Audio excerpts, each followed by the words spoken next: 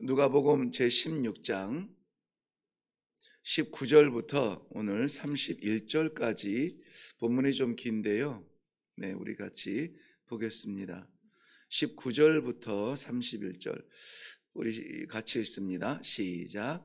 한 부자가 있어 자색 옷과 고운 베옷을 입고 날마다 호화롭게 즐기더라. 그런데 나사로라 이름하는 한 거지가 헌데 투성이로 그의 대문 앞에 버려진 채 그 부자의 상에서 떨어지는 것으로 배불리려 하매 심지어 개들이 와서 그 헌데를 핥더라. 이에 그 거지가 죽어 천사들에게 받들려 아브라함의 품에 들어가고 부자도 죽어 장사되매 그가 음부에서 고통 중에 눈을 들어 멀리 아브라함과 그 품에 있는 나사로를 보고 불러 이르되 아버지 나 아브라함이여 나를 긍휼히 여기사 나사로를 보내어 그 손가락 끝에 물을 찍어 내 혀를 서늘하게 하소서. 내가 이 불꽃 가운데서 괴로워하나이다. 아브라함이 이르되 예 너는 살았을 때에 좋은 것을 받았고 나사로는 고난을 받았으니 이것을 기억하라. 이제 그는 여기서 위로를 받고 너는 괴로움을 받느니라. 그뿐 아니라 너희와 우리 사이에 큰 구렁텅이가 놓여 있어 여기서 너희에게 건너가고자 하되 갈 수 없고 거기서 우리에게 건너올 수도 없게 하였느니라. 이르되 그러면 아버지여 구하노니 나사로를 내 아버지의 집에 보내소서. 내 형제 5이 있으니 그들 중에 그들로 이 고통받는 곳에 오지 않게 하소서. 아브라함이 이르되 그들에게 모세와 선지자들이 있으니 그들에게 들을지니라. 그렇지 아니하니이다. 아버지 아브라함이여 만일 죽은 자에게서 그들에게 가는 자가 있으면 회개하리이다. 이르되 모세와 선지자들에게 듣지 아니하면 비록 죽은 자 가운데서 살아나는 자가 있을지라도 고난을 받지 아니하리라 하였다 하시니라. 아멘. 네, 우리 한번 기도하겠습니다.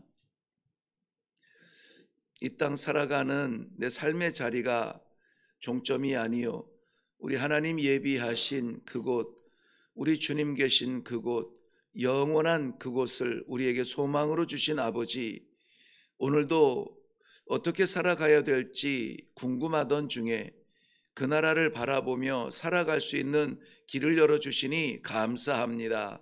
오늘도 허락하신 이 마지막 건강, 마지막 재물, 마지막 기회를 가지고 우리 하나님 아버지를 기쁘시게 하는 성도의 삶을 살게 하여 주시옵소서. 감사드리며 예수님 이름으로 기도하옵나이다. 아멘. 네, 오늘 본문 말씀을 가지고 몇 가지 좀 다른 잘못됐다기보다는 다른 해석으로 설교를 하게 되는데요. 무엇보다 천국과 지옥이 있습니다 하는 것을 설교할 때에도 오늘 본문은 유용하게 전달이 되고요. 또 천국과 지옥의 상태와 그 상황에 대해서도 설명할 때에 많이 쓰임을 받습니다. 그리고 오늘 저희가 말씀을 나눌 부분은 고난 후에 받을 위로라고 하면서 그 위로를 바라보는 소망이 있지만 지금 상태에 대해서도 우리가 다시 한번 생각해 볼 시간을 갖게 합니다. 그래서 어떤 사람은 그러면은 우리가 살아가는 세상과 영원한 하나님의 나라에 가기 전 아브라함이 있는 그 아브라함의 품에 먼저 안기는 것이냐 해서 중간에 어떤 상태를 또 설명하기도 합니다. 그런데 이것이 실제적인 이야기냐? 왜냐하면은 예화로 한 이야기라면은 부자는 부자, 거지면 거지 이렇게 해도 될 것인데 거지에게 굳이 나사로라, 하나님이 위로하신다, 하나님이 위로하신다는 그 나사로라는 이름을 굳이 붙였다면 실존 인물이 아니겠느냐 해서 이 실화를 예수님이 말씀하신 것이다. 그러므로 실존적 존재와 이 실존적 지옥과 천국에 대해서 말씀하고 있는 것이다. 이렇게 다양하게 해석을 하는 부분들이 있습니다. 나중에 또 그 부분을 다루는 기회가 있을 수 있는지 모르겠지만, 오늘은 저에게 이 묵상을 할 때 언뜻 이 말씀인 것, 부자와 나사로의 이야기 하면서 저에게 먼저 이렇게 집중해서 볼 수 있도록 하신 부분이 뭐냐면, 아브라함의 품을 우리가 아브라함은 유대인들에게는 그야말로 신적 존재와 같죠. 땅에 보내주신 신과 같은 존재예요. 자기네들의 뿌리가 아브라함이기 때문에 결국은 자기네들의 돌아갈 고향의 품, 하나님의 품을 그렇게 아브라함의 품이라 이렇게 설명을 했다고 볼지라도, 지금 이 말씀을 통해서 우리가 받아야 될 것은 그 나라보다는 지금 우리가 살아가는 우리의 삶을 좀 보게 하는 것 같아서 그 부분에 좀 집중하며 기도했습니다. 뭐냐면은 사람들이 살아가면서 물론 우리 성도들도 마찬가지 포함입니다. 살아가는 모습을 보면은 이 땅의 삶이 전부인 것처럼 사는 그러한 안타까운 모습을 참 많이 봅니다. 왜 우리가 전도하고 왜 우리가 선교합니까? 숫자 늘리고 교세 확장하려고 하는 겁니까? 그것이 아니라 전도하고 선교하는 이유는 이 땅이 전부가 아니라는 진리와 복음이 있는데 모르고 사니까 이 땅이 전부가 아니라 죽은 이후의 삶이 있습니다. 영원한 가치가 있는 것이 있습니다. 그걸 이야기해 주는 것이 우리가 아버지의 마음으로 전하는 전도와 선교인 거예요. 그런데 이 복음, 그러니까 율법을 가지고 하나님의 백성이라고 여기며 살아가는 사람들 중에, 그들 중에서도 아주 인정받는 바리새인들에게 지금 하시는 말씀이에요. 바리새인들조차 마치 이 땅이 전부인 것처럼 살아가고 있는 모습을 보고 있습니다. 왜냐하면 율법을 지키는 것, 철저하게 지키는 것, 자기들의 종교성의 만족이에요. 그리고 하나님을 두려워하지 않는 사람들이라고 책망을 받습니다. 그리고 사람들에게 인정받으려고 애를 쓰고 있습니다. 내가 이렇게 11조를 하고 내가 이렇게 구제를 하고 이러한 사람들이, 사두개인들, 바리새인들, 사람 앞에 드러내기를 원하고 인정받기를 원하는 그러한 껍데기 종교인으로 살아가는 것을 우리 주님은 안타깝게 생각할 뿐만이 아니라 강력한 권고로 오늘 말씀하고 있는 부분을 볼 수가 있습니다.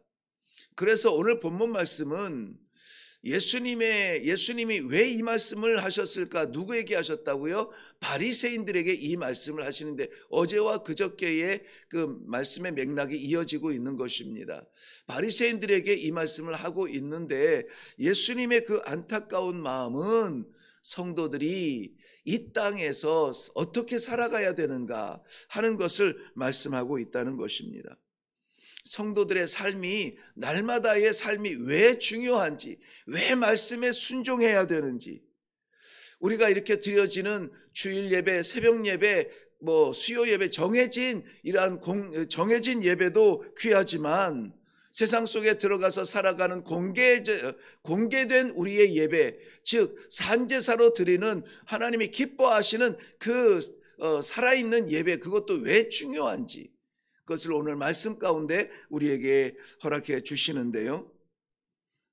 저는 오늘 본문 말씀을 보면서 새롭게 깨달은 게 뭐냐면, 우리 성도들 가운데서는 이미 오래전에 그 부분을 가지고 고민한 적이 있을 줄로 믿는데요. 저는 간과했었어요. 그런데 이 말씀을 묵상하면서 깜짝 놀라고 본 것인데, 뭐냐면은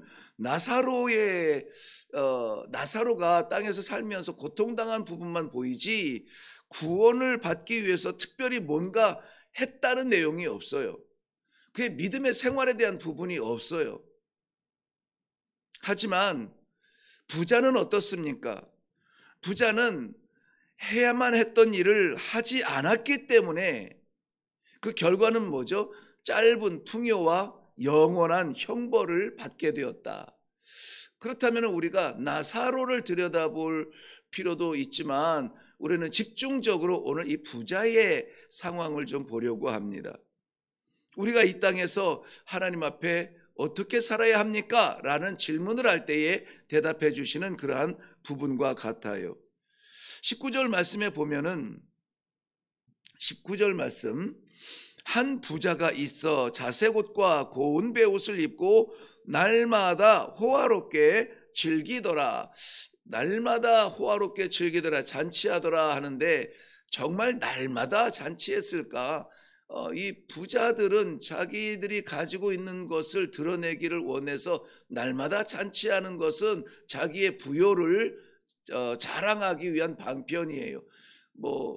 그 로마의 풍요로움과 로마 황제의 권위와 그것을 백성들에게 눈속임처럼 이렇게 보이고 싶었던 황제들 가운데 네로 황제 같은 경우에는 1년에 6개월을 잔치를 했다 하잖아요. 1년에 6개월을 어떤 잔치를 하냐면은 그 콜로세움이나 그 경기장의 관중들, 귀족들과 백성들을 모아다가 그 경기를 치르면서 그냥 취한 채 살아가는 것이죠.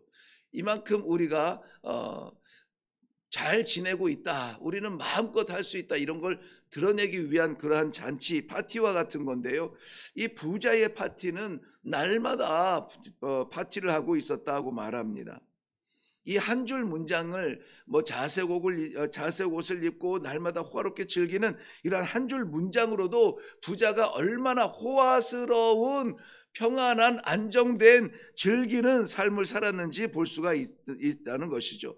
그런데 이 한 줄 문장에서 뭐가 두려움으로 다가오냐면은 부자는 자신의 풍요를 누리는 데에만 집중했다는 거예요. 그것이 어떻게 쓰여졌는지 밖으로 흘러나간 부분이 전혀 보이지 아니하고 날마다 자기와 잔치하는 모습만 보이고 있습니다. 그런가 하면은 같이 등장하는 거지 나사로는 20절 21절 말씀에 보면은 그의 몸 상태는 헌대투성이, 헌대는 피부병인데 씻지 못한 거죠. 헌대투성인데 그의 문 앞에 뭐한 채? 버려진 채, 관심 밖에 버려진 채 부자의 상에서 떨어지는 것으로 배불리려 하매 그 부스러기조차 먹을 수 없는 그러한 상태예요.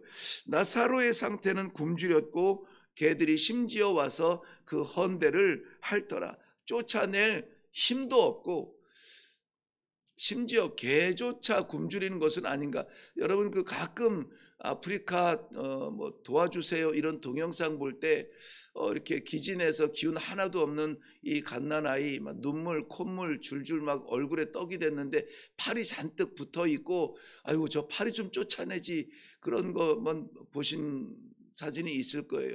다 그렇지는 않아요. 그런데 파리를 안 쫓아내는 그 이유가 있더라고요. 귀찮아요. 지치고. 저희도 이제 신방을 가거나 그럴 때는 자전거를 타고 가거나 차가 안 들어가는 곳 이런 데는 자전거 타고 가고 걸어가고 하잖아요. 땀이 날 수밖에 없죠. 그러면은 어떻게 알았는지 특별히 건기에 이 물기 찾을 수 없는 그때에 어떻게 알았는지 그 넓은 공중에 파리들이 얼굴에 달라붙어요. 근데 처음에는 막 끔찍하게 싫죠. 그래서 자전거 이렇게 하다가도 막 손으로 이렇게 하고 이렇게 하는데 나중에는 이게 진짜 너무 귀찮아요. 한두 번이 계속 이러고 가니까는 위험하기도 하고 그냥 아이고 알았어 내 땀이나 먹어라 그러면서 그냥 붙어있는 팔이 그 채로 가는 것을 보면서 이렇게 아이들 붙어있는 이거 쫓아내지 않는 그 이유를 아무리 이렇게 해도요 정말 끈질기게 달라붙고 또 달라붙어요. 그 얼굴에 붙어있는 팔이 잡겠다고 때릴 수도 없는 것이고 그냥 두는 거예요.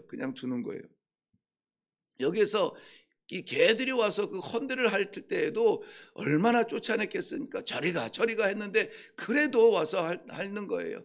그거 그냥 버려둔 채로 그냥 두는 것이죠. 한마디로 기운 없고 이 나사로의 비참한 삶을 보여주고 있는데요. 본문에서 말씀드린 것처럼 이 부자가 나사로에게 어떤 악한 일을 했다, 쫓아냈다, 이런 것이 아니라 그저 나사로의 그 상태를 어떻게 해요? 버려두었다. 이거 하나예요. 부자가 자기 있는 돈으로 파티를 하고 이거 크게 잘못된 것은 아니에요. 부요함이 죄가 되는 것은 아닙니다. 부자를 손가락질할 일은 결코 아닙니다. 땀 흘려 수고하고 애쓰고 거두어들인 것이 풍성한 것은 오히려 감사할 일이에요. 그런데 뭐가 이 둘 관계에서 잘못됐냐면은 돌아보지 않았다는 거예요. 돌아보지 않았다. 내 배 채우느라고 밖에서 헐벗고 굶주린 나사로를 돌아보지 아니하고 관심 밖에 버려두었다. 내 것에 집중하면은 주변에 버려진 존재를 볼 수가 없습니다. 신앙생활도 마찬가지예요. 주여 주여 내 삶에 집중하면은 죽어가는 심령을 볼 수가 없습니다. 선교와 전도가 왜 죽어지냐면은 우리에게 허락된 이 풍요 때문에 그래요. 저는 그렇게 봐요. 그렇다고 해서 가난한 것이 정의는 아닙니다. 풍요로운 것은 기회예요. 그런데 풍요롭다 보니까는 나를 채워야 되고 우리 가족이 행복해야 되고 오히려 남들보다 잘 살아야 되는 이 삶의 목적과 방향이 이 풍요 쪽에 풍요로 흘러가고 거기에 집중하다 보니 나사로처럼 관심 밖에 이 혜택을 받아야 되는 사람들이 버림받은 자리에서 있다는 것이죠. 행함이 없는 믿음을 경계하는 야고보서 4장 17절 말씀 보면 그러므로 사람이 선을 행할 줄 알고 행하지 아니하면 뭐라고요? 죄니라. 그래서 죄니라. 꼭 사기치고 도적질하고 이런 것이 죄가 아니라 선을 행할 줄 알고 우리는 선을 행할 줄 알아요. 날마다 말씀을 받아요. 어떻게 살아야 될지에 대해서 성도의 길을 다 말씀으로 받아요. 알고도 행하지 않으면 그게 죄라는 것이죠. 왜? 우리에게 주시는 말씀은 아버지의 마음이고 아버지께서 그 자식이 살기 원하는 방향이고 그래서 우리에게 날마다 내 걸음에 비치고 내 발에 빛으로 인도해 주셔서 그 길로만 가게 하는데 안 가는 거예요. 안 가요. 특별히 사랑을 강조하는 요한 사도가 요한 1서를 기록하면서 3장 10절 말씀에 보면은 누가 이 세상의 재물을 가지고 형제의 궁핍함을 보고도 도와줄 마음을 닫으면 하나님의 사랑이 어찌 그 안에 거하겠느냐. 보세요. 없다는 게 아니에요. 우리에게 부요가 있고 가난한 형제들과 그러한 궁핍함에 대하여서 그러한 마음이 있어요. 마음이 없는 건 아니에요. 말씀하시니까 마음이 없을 수는 없죠. 마음을 그러한 도와줄 마음이 있는데 그걸 어떻게 하냐면 닫아버려요. 닫아요. 지금이 아니지. 나중에. 지금은 나 먼저. 내가 급해.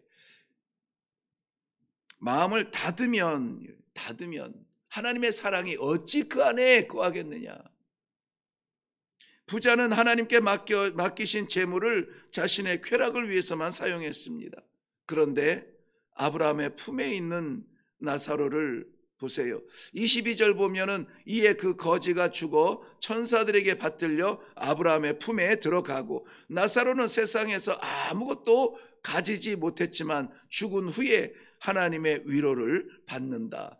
그래서 주로 이 부분을 설교할 때에 가난하지만 힘들었지만 하나님을 그 하늘을 향한 믿음을 잃어버리지 않았다 이렇게 이야기하는데 성경에서는 일단 그 부분은 침묵하고 있어서 저는 그렇게 주장하고 싶지는 않고요.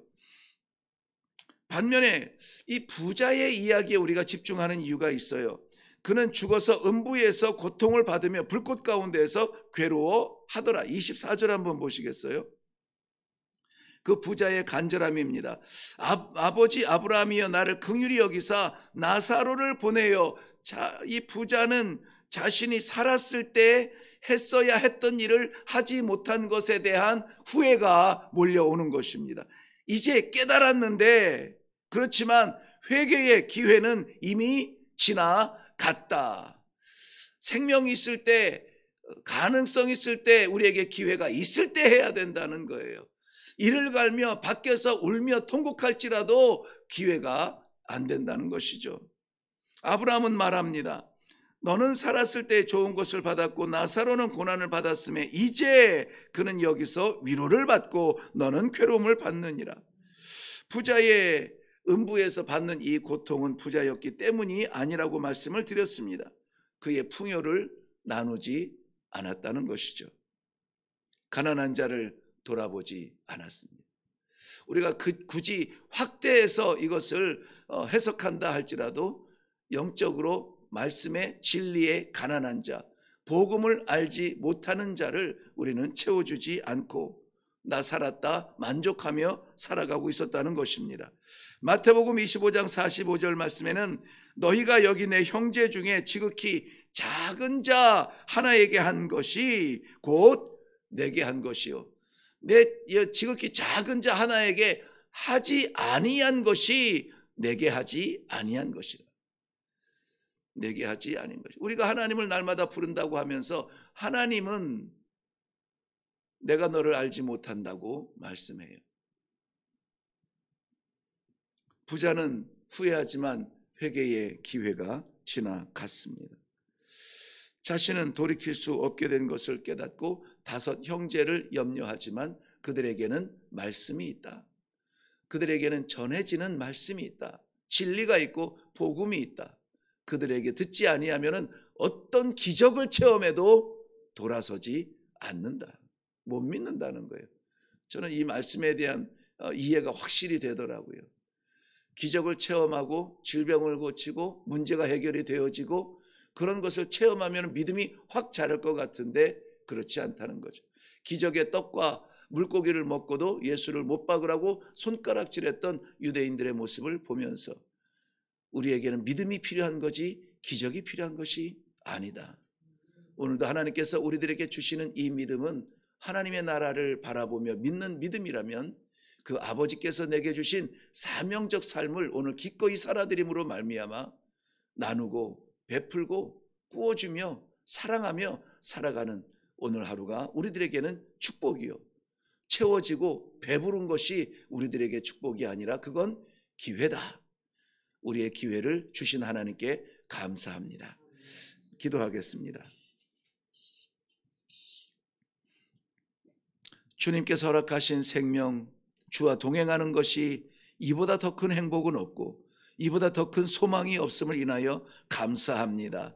주신 건강, 마지막 순간까지 주와 동행하기를 원하여 간절한 마음으로 하나님 앞에 기도합니다. 아버지, 오늘 우리의 신앙 양심에 동행하여 주시어서 우리가 누리는 것으로 만족하지 아니하며 우리의 사랑의 지경이 넓어지고 복음의 지경이 넓어지고 섬김의 지경이 넓어져서 우리의 관심 밖에 있는 그러한 저 밖에 있는 그러한 자들, 우리의 마음에서 버려진 자들, 그들을 위하여서 쓰임 받을 수 있는 이 기도의 시간, 우리들의 삶의 자리, 예배의 공간이 될 수 있도록 축복하여 주시옵소서. 기도할 때에 우리가 가서 우리가 잡아야 될 손을 보여주시옵시고 우리가 나아가서 충성할 때에 하나님께서 기뻐하시는 그러한 우리의 영안을 허락하여 주시어서 오늘도 성도가 살아갈 길을 살게 하여 주시옵소서. 책망받지 아니하고 주 영광 위에서 오늘도 간절하게 드려지는 귀한 삶을 드리기를 원합니다. 부들부들 떨리는 두 다리를 끌고 주님 전에 올라옵니다.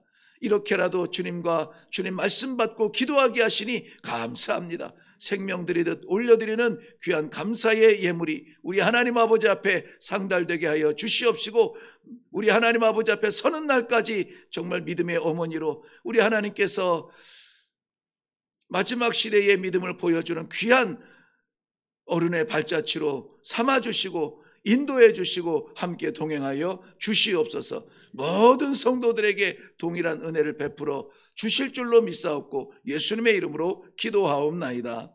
아멘. 아멘.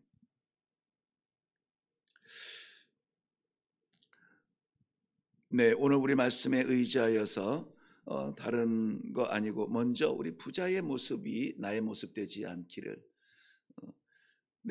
난 죄 안 짓고 나는 바로 살았다, 내가 집중될 것이 아니라 내가 보지 못하는 그러한 사람은 없는지, 보지 못하는 세계는 없는지, 그러한 것을 하나님 영안을 열어 보게 하여 주옵소서. 영안이라고 하는 것은 신비로운 환상을 보는 눈이 아니에요. 아버지의 눈이에요.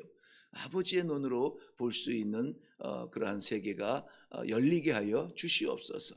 육안에 의지하여서 살아간다면 우리는 보이는 게 전부지만, 그러나 영안으로 하나님께서 보여주시는 말씀의 세계를 보게 하여 주시옵소서. 오늘 기도의 제목이, 기도의 지경이 훨씬 넓어지기를 바랍니다. 그리고 그렇게 오늘 허락하신 건강, 허락하신 재물, 허락하신 기회, 허락하신 만남, 모든 것들을 들어서 오늘 하나님께서 기대하시는 삶을 한번 살아보는 복된 하루가 되시기를 바랍니다. 그것을 위해서 이 시간에 한번 기도하도록 하겠습니다. 다 같이 기도하시고 각자의 기도의 제목으로 내려갑니다. 기도하겠습니다.